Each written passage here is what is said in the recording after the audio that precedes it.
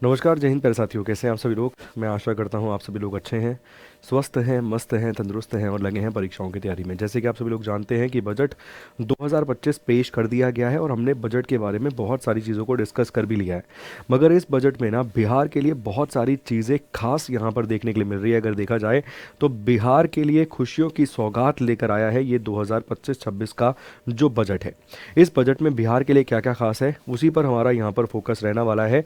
Mainly हम बिहार से related ही points को यहाँ पर कवर करेंगे, क्योंकि ओवरऑल बजट हम पहले भी कवर कर चुके हैं। ठीक है ना। ओवरऑल बजट में हमने जान लिया कि सबसे ज़्यादा किस क्षेत्र में आवंटित किया गया है, रक्षा के क्षेत्र में, सेकंड, थर्ड, फोर्थ, फिफ्थ, इन सब चीज़ों को हमने पढ़ा। इसके अलावा जन धन्य योजना जो है उसमें क्या हुआ क्या नहीं हुआ, कुल मिलाकर अगर देखा जाए तो कौन सी भी बार यहाँ पर बजट प्रस्तुत किया गया है निर्मला सीतारमन जी के द्वारा, इन सभी पॉइंट्स को हम पहले ही कवर कर चुके हैं। तो यहाँ पर स्पेसिफिकली हम केवल और केवल बिहार को ही टारगेट करेंगे और जानेंगे कि बिहार के लिए यहाँ पर क्या खुशियों की सौगात आपको देखने के लिए मिली है। ठीक है।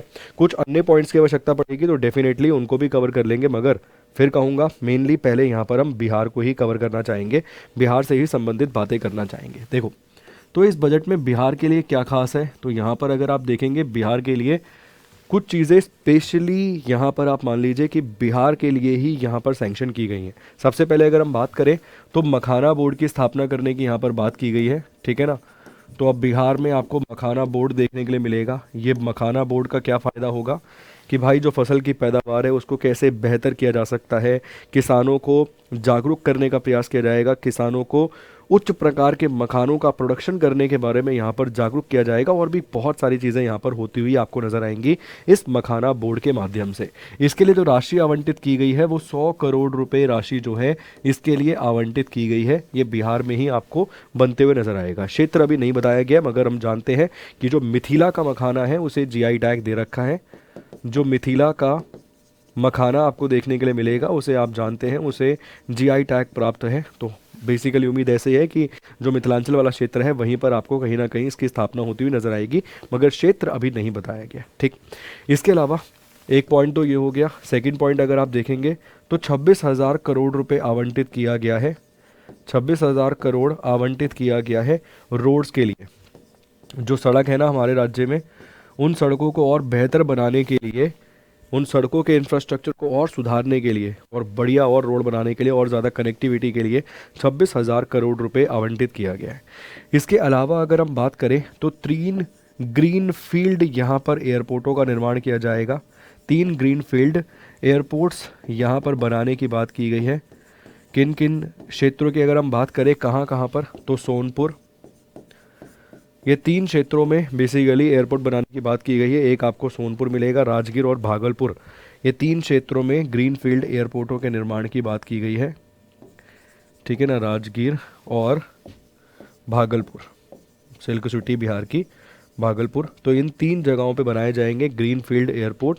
अगर हम बात करें ग्रीनफील्ड एयरपोर्ट क्या होते हैं, तो ऐसे स्थान, ऐसी जगह जहां पर पहले कभी एयरपोर्ट्स की कंस्ट्रक्शन नहीं की गई है, यदि वहां पर बिल्कुल नए स्तर से, जीरो से, शून्य से किसी एयरपोर्ट का निर्माण किया जाता है तो उसे ग्रीनफील्ड एयरपोर्ट कहा जाता है। फ़ायदा क्या मिलेगा, कनेक्टिविटी का फ़ायदा मिलेगा, अन्य राज्यों से कनेक्टिविटी का फ़ायदा मिलेगा, रोज़गार के अवसर भी जो है वो भी पैदा होते हुए यहाँ पर आपको नज़र आते हैं। ठीक है। तो मखाना बोर्ड 26,000 करोड़ रोड रोड के लिए, ग्रीनफील्ड एयरपोर्ट्स 3 यहाँ पर। इसके अलावा जो ब्राउन फील्ड एयरपोर्ट है उनमें भी तब्दीली या उनमें भी डेवलपमेंट की बात की गई है। ब्राउन फील्ड्स एयरपोर्ट वो होते हैं, ब्राउन फील्ड्स एयरपोर्ट के जो यहाँ पर सुविधाएं हैं उसमें भी देने की और बात की गई है। ब्राउनफील्ड एयरपोर्ट वो होते हैं जहाँ पर पहले से एयरपोर्ट की कंस्ट्रक्शन जो है या तो हुई है या चल रही है, उन्हें ब्राउनफील्ड एयरपोर्ट्स कहा जाता है। ठीक है ना। इसके अलावा पटना एयरपोर्ट का जो रनवे है, पटना एयरपोर्ट का जो रनवे आपको देखने के लिए मिलेगा, उस पटना एयरपोर्ट के रनवे की कंस्ट्रक्शन को और बड़ा किया जाएगा। इसके रनवे को और चौड़ा और बड़ा बेसिकली किया जाएगा, जिसके चलते यहाँ पर बोइंग के जो जहाज़ हैं और एयरबस के जो जहाज़ हैं वो दोनों उतर पाएँ, ताकि इंटरनेशनल जो भी फ़्लाइट आ रही है वो आसानी से उतर पाए। ठीक है ना। तो पटना एयरपोर्ट का भी विस्तार किया जाएगा, इसके इंफ्रास्ट्रक्चर को भी बड़ा किया जाएगा। तो पटना एयरपोर्ट के संबंध में भी यहाँ पर घोषणा की गई है। इसके अलावा आईआईटी पटना का भी विस्तार किया जाएगा। आईआईटी पटना में भी नई तब्दीली आप देखेंगे। आईआईटी पटना को भी और बड़ा और बेहतर बनाने की बात यहाँ पर की गई है इस बजट के अंदर। तो अगर आप देखेंगे ओवरऑल, एक नहीं कई सारे क्षेत्रों में बिहार में अगर हम बात करें तो बात की गई है इस बजट में। इसके अलावा national institute of food and technology का भी निर्माण यहाँ पर किया जाएगा, ठीक है ना। राष्ट्रीय खाद्य national national national food and technology मतलब बेसिकली राष्ट्रीय इंस्टीट्यूट फूड और टेक्नोलॉजी के क्षेत्र में national institute of food and technology भी आपको देखने के लिए मिलेगा। इसी ही बजट में इसका भी ऐलान किया गया, national institute of food and technology. इसका भी निर्माण कहाँ किया जाएगा, तो इसका निर्माण भी आप देखेंगे बिहार में आपको होते हुए नजर आएगा। तो ओवरऑल अगर आप देखेंगे इन सभी चीज़ों का ऐलान किया गया है बिहार के संबंध में। तो एक से ज़्यादा पॉइंट है तो यकीन मानिए पूछ सकता है आपके लिए, आपके एग्जाम में आ सकता है। इसके अलावा बजट, सर ये पूरा का पूरा बजट जो इंपॉर्टेंट है वो मेरे हाथ में है। मैं कुछ पॉइंट्स यहाँ पर आपको इस बजट के संबंध में लिख कर बता देता हूँ। कुछ पहले हमने बिहार डिस्कस कर लिया, अब कुछ और जो बजट के संबंध में इंपॉर्टेंट चीज़ें हैं वो भी आपके लिए लिखवा देता हूँ। देखो, सबसे पहले एक अनुच्छेद है, अनुच्छेद 266। अनुच्छेद आपको मिलता है 266 जो आपको बताता है कंसोलिडेटेड फंड के बारे में, कंसोलिडेटेड फंड्स ऑफ इंडिया के बारे में। इसमें से पैसा निकालने के लिए भारत सरकार को पार्लियामेंट की मंजूरी चाहिए। भारत सरकार यदि इसमें से पैसा निकालती है तो उसके लिए उन्हें संसद से मंजूरी लेनी पड़ेगी, संसद से उन्हें परमिशन लेनी पड़ेगी। बजट शब्द का इस्तेमाल भारत के संविधान में नहीं हुआ है। बजट शब्द का जो प्रयोग है, बजट शब्द भारत के संविधान में नहीं है। भारत के संविधान में बजट शब्द आपको देखने के लिए संविधान में नहीं लिखा हुआ यहाँ पर आपको नज़र आएगा। बजट शब्द का प्रयोग भारत के संविधान में नहीं किया गया। इसके अलावा अगर हम बात करें तो फाइनेंशियल स्टेटमेंट शब्द आपको मिलता है, ये अनुच्छेद 112 में फाइनेंशियल स्टेटमेंट नाम से शब्द आपको मिलता है 112 नंबर के अनुच्छेद में, ये आपको देखने के लिए मिलता है। इसके अलावा सबसे पहले 18 फरवरी 1860 को, ठीक है ना, अगर हम बात करें सर यहाँ पर तो एक तिथि, एक महत्वपूर्ण डेट आपको मिलती है। जेम्स विल्सन नाम का एक व्यक्ति आपको देखने के लिए मिलता है। और तारीख अगर हम बात करें तो 18 फरवरी 1860 की ये तिथि आपको देखने के लिए मिलती है जब भारत में पहली बार बजट को प्रस्तुत किया गया था। किसके द्वारा? जेम्स विल्सन के द्वारा। ये जेम्स विल्सन ने प्रथम बजट यहाँ पे प्रस्तुत किया था, भारत का प्रथम बजट जो है इसने प्रस्तुत किया था। बाकी 1947 में षणमुक्ता शेट्टी आपको मिल जाते हैं, उनके द्वारा प्रस्तुत किया गया। इसके अलावा सबसे अधिक बार जो बजट प्रेजेंट किया गया है, सबसे अधिक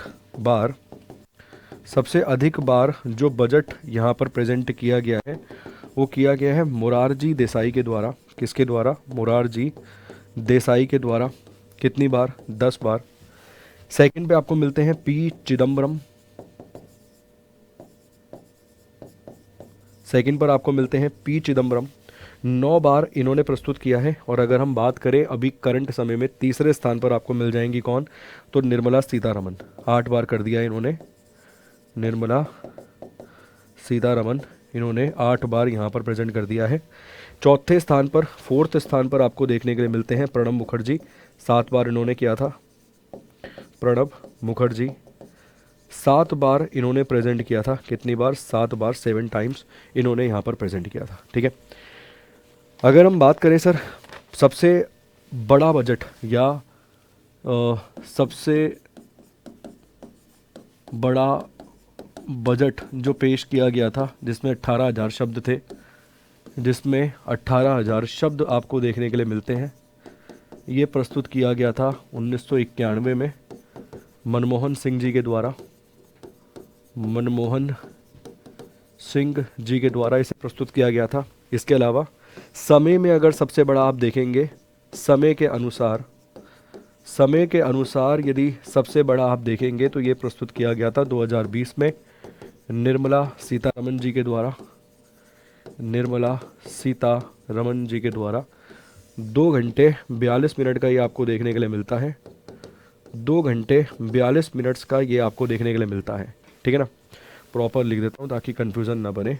2 hours 42 मिनट्स, इतना बड़ा बजट ये यहाँ पर आपको देखने के लिए मिलता है, समय जो कुल मिला के लिया गया था इनके द्वारा।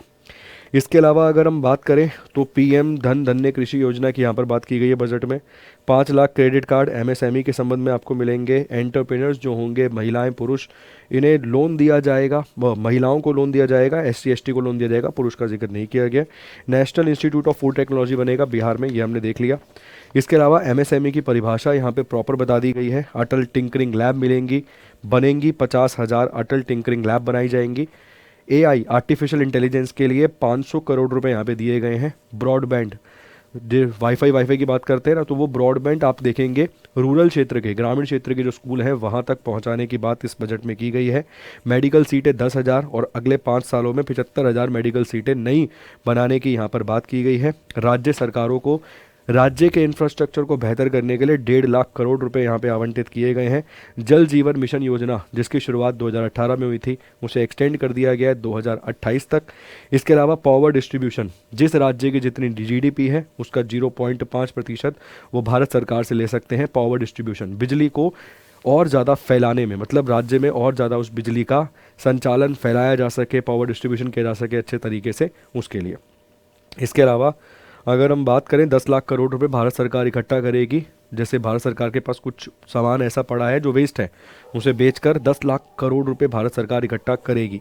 इसके अलावा मैरीटाइम, समुद्री जो क्षेत्र है उसके लिए 2500 करोड़ रुपए का ऐलान किया गया है, जिसमें अगर आप देखोगे तो मैंने करंट अफेयर में आपको पढ़ाया है वो समुद्रयान मिशन के बारे में, है ना। समुद्रयान मत्स्य 6000 करके, उसके लिए 600 करोड़ रुपए अलग से आवंटित किए गए हैं। इसके अलावा न्यूक्लियर एनर्जी के क्षेत्र में भी भारत सरकार काम करेगी। इस बजट में कहा गया है उड़ान, उड़े देश का आम नागरिक, 120 नई कनेक्टिविटी बनाई जाएंगी, ठीक है ना। 120 नए न्यू डेस्टिनेशन को कनेक्ट किया जाएगा, नए एयरपोर्ट्स बनाए जाएंगे। ये सब चीज़ें इस ओवरऑल बजट में आपको देखने के लिए मिलती हैं। बाकी कोसी कैनाल जो बिहार में आपको मिलती है, उसके संबंध में भी यहाँ पे पैसा जो है उसे आवंटित किया गया है, ठीक है। मैंने बहुत शॉर्ट में, बहुत कंसाइज तरीके से, बहुत कम समय में पूरे के पूरे बजट को आपको बताने का प्रयास किया है। और अन्य जो पॉइंट हैं जो मैंने यहाँ पर बोले हैं वो यहाँ पर मैंने लिखे हुए छोड़ दिए हैं। इसके अलावा भारत सरकार ये भी कहती है कि दलहन में सेल्फ इंडिपेंडेंट, मतलब हम किसी अन्य देश से दालें नहीं खरीदेंगे। अगले 6 साल में हमारा ये लक्ष्य होगा कि दालें हम स्वयं अपने देश में इतनी उत्पादन कर लें कि हमारे देश में वो पूरी हो जाए। हमें दालें, हम सबसे ज़्यादा प्रोड्यूस करते हैं, सबसे ज़्यादा कंजप्शन भी हमारा ही है। दुनिया में सबसे अधिक दालें हम प्रोड्यूस करते हैं, कंजप्शन भी हम करते हैं, मगर फिर भी हमें दालें दूसरे देश से खरीदनी पड़ती है पूरा करने के लिए, देश में हर एक व्यक्ति तक दालें पहुंच पाएँ, दालें वो खा पाए, उसके लिए। तो भारत सरकार कहती है कि अगले 6 सालों में हमारा लक्ष्य ये होगा कि हम इतना ज़्यादा दालों का उत्पादन करें कि हमें किसी अन्य देश से दालें खरीदने की आवश्यकता ना पड़े, ठीक है। उम्मीद करता हूँ जो महत्वपूर्ण पॉइंट थे बजट से संबंधित वो सब मैंने यहाँ पर डिस्कस कर लिए होंगे। फिर भी यदि कोई डाउट रहता है तो आप कमेंट बॉक्स में कमेंट करके छोड़ सकते हैं। बहुत बहुत शुक्रिया, धन्यवाद, thank you so much, God bless.